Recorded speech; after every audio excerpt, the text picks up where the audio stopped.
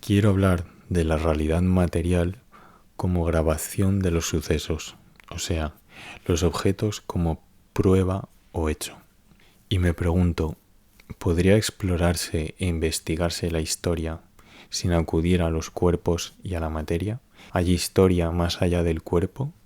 Sin cuerpo no imagino mundo, y aunque el cuerpo inspira algo más allá de sí, sin él no habría ni presente ni futuro, no habría nada y por tanto no habría posibilidad de otra cosa.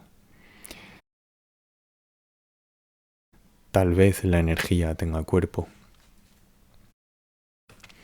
Veo la imagen de otra imagen a través del vídeo, es decir, veo la imagen que refleja imágenes, y esto me hace recordar y me da la posibilidad de investigar.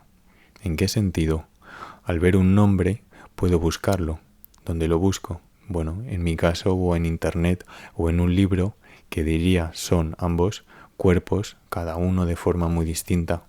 Y es porque han sido grabados los nombres que puedo acudir a ellos. Al leer John Cage, como tengo un contexto previo que asocio al nombre, pienso en algo más o menos concreto, en la música, en alguna pieza suya que he escuchado en algún momento. ¿En qué orden llegan los recuerdos? ¿Y por qué? ¿Cómo sería recordarlo todo al mismo tiempo? ¿Por qué puede estar la memoria más o menos despierta? ¿Y cómo se asocian y vinculan los recuerdos? Si no se conoce a John Cage, este nombre puede albergar infinitud de cosas, o también se podría decir que no guarda nada, aunque me decanto más por lo primero que por esto último. ¿Qué refleja ese nombre? Y si ni siquiera se entiende John Cage como nombre, sino como una serie de líneas que componen una forma. Al recordar se rescatan continuamente contextos que conectan con todas las asociaciones ya existentes que espontáneamente se evocan al decir o leer John Cage. Con las siluetas pasa algo similar, en el sentido de que el proceso interpretativo se pone en marcha. Las manchas se abren a la interpretación. Los pensamientos y sus subsecuentes sensaciones duran a veces muy poco, 10 o 5 segundos o incluso menos de uno. Al aparecer podemos darles vueltas en nuestra cabeza para retenerlas, insistiendo en ellas, pero llega un punto en que desaparecen. ¿Qué hace que dejen de estar ahí? ¿Qué las expulsa? Al pensar en este proceso, uno puede darse cuenta del constante dinamismo mental y de interrelación que hay entre el entorno externo e interno. Por ejemplo, me suele pasar que mientras escucho música, ya sea instrumental o con letra, me surgen frases y palabras en la cabeza. A veces tienen sentido y otras veces no. A lo que obedecen es al ritmo, a la pulsión que las despierta. El proceso creativo que vive en o a través de mí está maquinando constantemente y suelta sus impresiones en la mente. Si agarro esa impresión y la escribo, puedo seguir tirando del hilo, y si decido no hacerlo, entonces estaré dejando que muera. Es sobre este proceso de impresión a través de la escritura o de cualquier otro medio de lo que quiero hablar. Rojas, frías, en la niebla, rojas, frías, en la niebla, da vueltas, frío, rojo. Aparece una fresa o un árbol enorme y rojo, y como en todo árbol, hay alguien recostado a su sombra. Imaginas una liebre fumando de una pipa, meditando acerca de algún asunto que le ronda la cabeza. Se crea una narrativa, la de la liebre que fumaba bajo un enorme árbol rojo cuando necesitaba pensar acerca de algún asunto, en un lugar donde pensar es un privilegio, donde nadie lo suele hacer, pero la liebre sí, y por eso la miran raro y la respetan de alguna manera también rara. Es sobre cómo la inventiva hace capaz el descubrir cosas sobre lo que quiero hablar. Las ideas van y vienen. La entropía dice que la energía se disgrega. ¿No es esto lo que pasa en todas las relaciones que tenemos los unos con los otros? Pero igual que las cosas se disgregan, también se acumulan. Y en todo caso, ¿qué pasa con aquello que se pierde? ¿Realmente se pierden las cosas?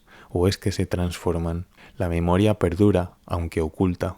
Podemos rescatar por esfuerzo o por accidente sensaciones o ideas que hacía mucho tiempo que no sentíamos, incluso hace tanto que aún no habíamos nacido. Y lo que se recupera se transforma. ¿A qué se debe que cada ser vivo tenga una forma particular? ¿Qué nos hace a cada ser vivo únicos? ¿Es que una gran fuerza se mueve hasta enfriarse y dejarnos así? ¿Por qué?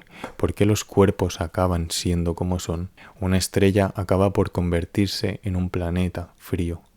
¿Son las resistencias las que provocan los finales? ¿Por qué proceso mental pasamos mientras automáticamente se forman asociaciones? Podemos coger un objeto y decir que está enfocado o desenfocado, preservando conceptualmente una figura original que se altera por sus estados o las ópticas con que se miren. Y así podemos señalar varias formas de percepción, así hasta llegar a una forma conocida. Damos nombres a las cosas al saber de ellas. Por ejemplo, ¿qué sabemos del escarabajo?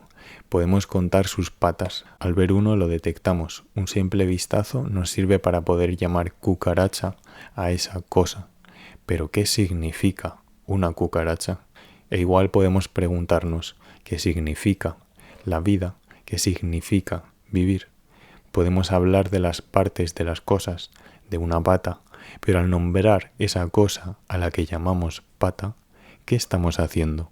La pregunta no es solo ¿qué es una pata?, sino ¿cómo se significa la pata? Me da la impresión de que los nombres pueden estar más o menos vivos en la medida en que los observemos. Me refiero a que el nombre puede haber nacido de una atención concentrada, es una teoría, y al nacer tenderá a perder fuerza, a no ser que se mire de nuevo con atención a ese nombre que ha surgido de mirar con atención la cosa que ha parido al nombre. Podemos ver cada forma como algo único y particular, con derecho propio, abandonando la comparación con aquello de donde proviene. La mancha puede ser muchas cosas, y al verla nuestra imaginación se pone en marcha automáticamente en busca de posibilidades. Buscar o sacar personajes o criaturas a partir de siluetas puede ser un ejercicio muy divertido. Si le añadimos una cara a la forma, la cosa se humaniza, o al menos se vuelve comprensible e identificable por ese rasgo que le añadimos. Y tal vez quiera tirar por aquí. Nuestra mente tiende hacia lo conocido, cae por gravedad hacia ahí. ¿Podemos controlar esa tendencia? Y en todo caso, me cuesta creer que todos gestionemos por igual esto y que todo el tiempo cada uno lo haga de la misma forma. ¿Podemos poner nombre a todo punto intermedio, a toda mancha, a toda cosa, a toda figura irregular? ¿Qué sentido tendría hacer esto? ¿Y acaso no es eso lo que está pasando constante y silenciosamente? ¿Acaso no es eso lo que ha ido pasando a lo largo de la historia, en que se han ido denominando más y más cosas? De lo desconocido creamos hipótesis, una serie de iteraciones semiautomáticas, pero no libres de contexto, que nos lleva a lo definido y conocido, casando así algo que no conocíamos con algo que sí, mezclándolo y haciendo algo nuevo. Y esto es por lo que digo que el nacimiento proviene de una inventiva. Entonces, y volviendo a la cuestión de antes, ¿es posible conocer las cosas por lo que son y no por lo que nos parecen? Está esta idea filosófica que defiende que la teoría es la única capaz de ver las cosas como son en realidad y que la percepción es engañosa y que en esa objetividad hay una verdad independiente a nuestras ideas. Aquí el ponerse en el lugar del otro es lo que nos haría realmente comprenderlo. Sería algo así como vivirlo en vez de verlo desde fuera. Pero podemos comprender a la cosa sin vivir en su piel, conservando nuestra identidad. ¿Qué es la interpretación? ¿Por qué se da? ¿Cómo funciona?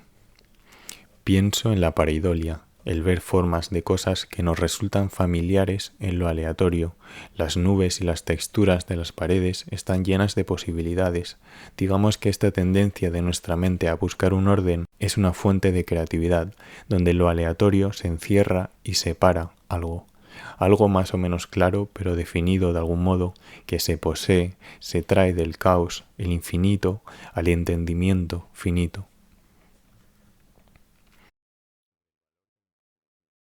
¿Acaso no es la vida sin imaginación algo extremadamente pesado? Sin el juego que nos permite la imaginación, la vida sería abrumadora. Al leer, por ejemplo, la imaginación se pone en marcha, enriqueciendo el mundo interno de quien lee, por el rato en que lee, dejando una huella, más allá de la lectura, diría muy pequeña en comparación con la actividad que hay en marcha mientras se lee, como si cada cosa que se hiciera influenciara en un margen mayor del momento en que se hace, afectando a todo lo que existe alrededor de la lectura o cualquier otra cosa. Igual que con la lectura, puede pasar con cualquier otra cosa que se decida observar. Lo que quiero decir es que mientras se observa, se está observando algo concreto y todo lo demás se ve alterado desde esa mirada finita. Al leer, hay un ingenio que crea realidades y sentidos a partir de lo que en principio no tendría por qué significar nada. La línea es línea, pero siempre acaba siendo algo más, porque no está sola. De nuevo, ¿cómo se cargan los nombres de significado? ¿Es posible la verdad fuera de cualquier ejercicio imaginativo? Me temo que no. La búsqueda automática de familiaridad en lo abstracto puede resultar muy placentero y necesitamos de cuerpos unos detrás de otros para poder rastrear o caminar una línea que nos permita viajar a través y no solo de las imágenes. Si no hay mundo, ¿cómo se podría viajar? Y si no hay emoción, ¿cómo se puede sentir? Recuerdo un libro que trabajaba esta tesis del nacimiento de las emociones desde el siglo no sé qué hasta la actualidad, porque antes decía que apenas había una o dos emociones, no recuerdo cuáles eran, pero en todo caso, ¿qué significa esto?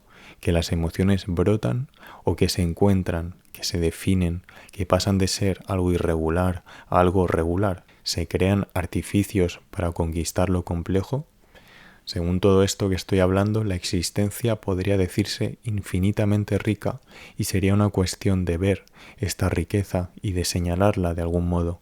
Entonces, ser ignorante sería no mirar, o por actitud o por no saber hacerlo, por aptitud. Entonces, ¿se puede aprender a mirar? ¿Y qué maneras hay de mirar? Lo que refleja una palabra está ya ahí antes de la palabra. ¿Cómo y cuándo se da la relación entre palabra y lo que significa o señala? Porque entiendo que señalar y significar no es lo mismo. Es por sentir que brota la palabra.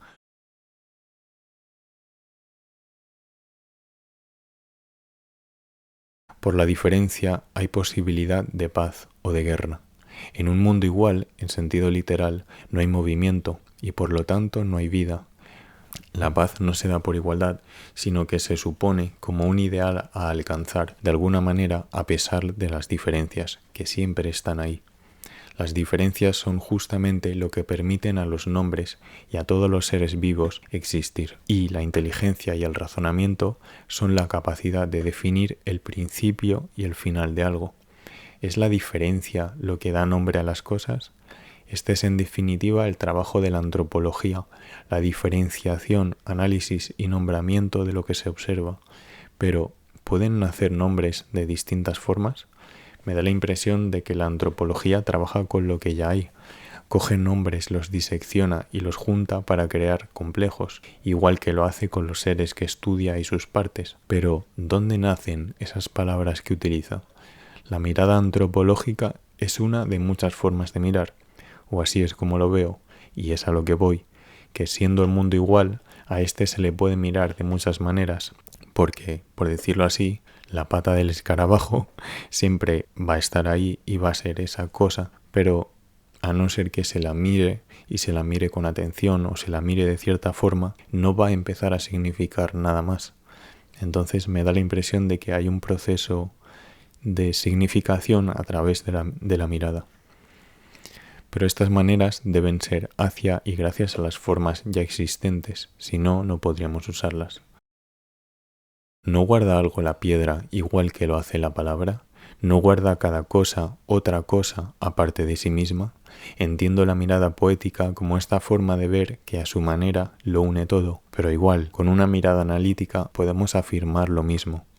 Leí un esquema que me pareció interesante en una especie de libro cómic que hablaba de Foucault, en que antes se entendía por adivinación y ahora se hace por observación, es decir, Antes había un juego interpretativo de lo que algo podría ser o significar, y ahora hay una observación para ver lo que las cosas son por sí mismas.